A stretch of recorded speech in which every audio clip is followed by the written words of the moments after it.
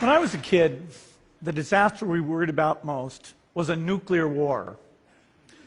That's why we had a barrel like this down in our basement, filled with cans of food and water. When the nuclear attack came, we were supposed to go downstairs, hunker down, and eat out of that barrel. Today, the greatest risk of global catastrophe doesn't look like this. Instead, it looks like this. If anything kills over 10 million people in the next few decades, it's most likely to be a highly infectious virus rather than a war. Not missiles, but microbes.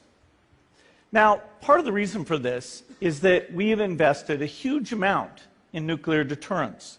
But we've actually invested very little in a system to stop an epidemic. We're not ready for the next epidemic. Let's look at Ebola. I'm sure all of you read about it in the newspaper.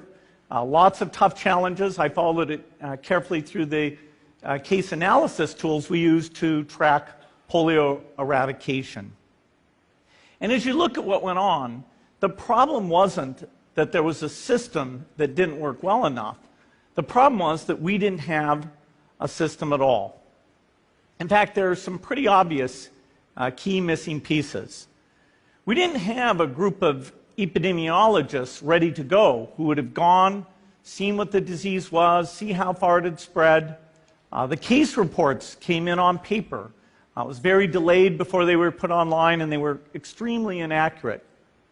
We didn't have a medical team ready to go. We didn't have a way of preparing people. Now, Médecins Sans Frontières did a great job orchestrating volunteers, but even so, we were far slower than we should have been getting the thousands of workers into these countries. And a large epidemic would require us to have hundreds of thousands of workers. There was no one there to look at treatment approaches, no one to look at the diagnostics, no one to figure out what tools should be used. As an example, we could have taken the blood of survivors, processed it, and put that plasma back in people to protect them. But that was never tried. So there was a lot that was missing, and these things are really a global failure. The WHO is funded to monitor epidemics, but not to do these things I talked about. Now in the movies, it's quite different. There's a group of handsome epidemiologists ready to go. They move in, they save the day, but that's just pure Hollywood. The failure to prepare could allow the next epidemic to be dramatically more devastating than Ebola. Let's look at the progression of Ebola over this year. About 10,000 people died, and nearly all were in the 3 West African countries. There's 3 reasons why it didn't spread more. The first is there was a lot of heroic work by the health workers. They found the people and they prevented more infections. The second is the nature of the virus. Ebola does not spread through the air. And by the time you're contagious, most people are so sick that they're bedridden. Third, it didn't get into many urban areas, and that was just luck. If it had gotten into a lot more urban areas, the case numbers would have been much larger. So next time, we might not be so lucky. You can have a virus where people feel well enough while they're infectious that they get on a plane or they go to a market. The source of the virus could be a natural epidemic like Ebola, or it could be bioterrorism. And so there are things that would literally make things 1,000 times worse. In fact, let's look at a model of a virus spread through the air like the Spanish flu back in 1918. So here's what would happen. It would spread throughout the world very, very quickly. And you can see there's over 30 million people die from that epidemic. So this is a serious problem. We should be concerned. But in fact, we can build a really good response system. We have the benefits of all the science and technology that we talk about here. We've got cell phones to get information from the public and get information out to them. We have satellite maps where we can see where people are and where they're moving.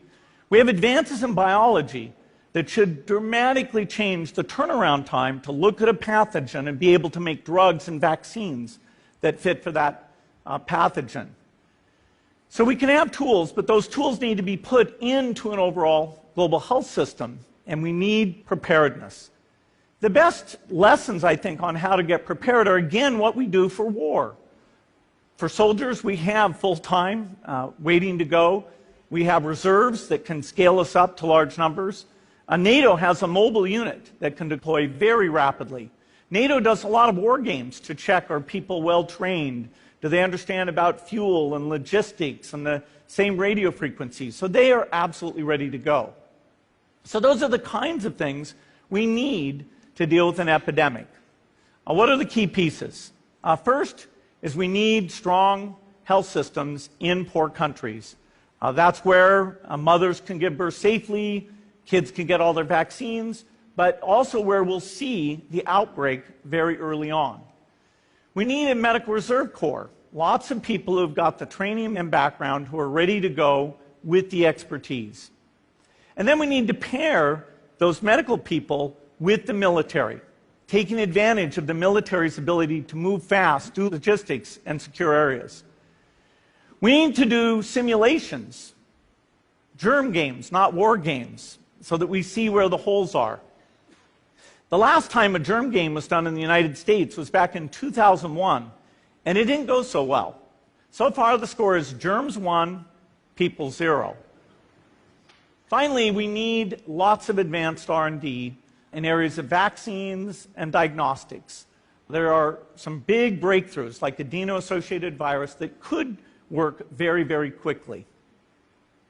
Now, I don't have an exact budget for what this would cost, but I'm quite sure it's very modest compared to the potential harm.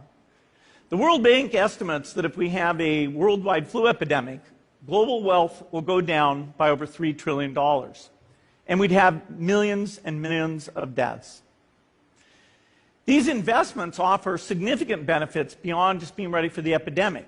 The primary health care, the R&D, those things would reduce global health equity and make the world more just as well as more safe. So I think this should absolutely be a priority.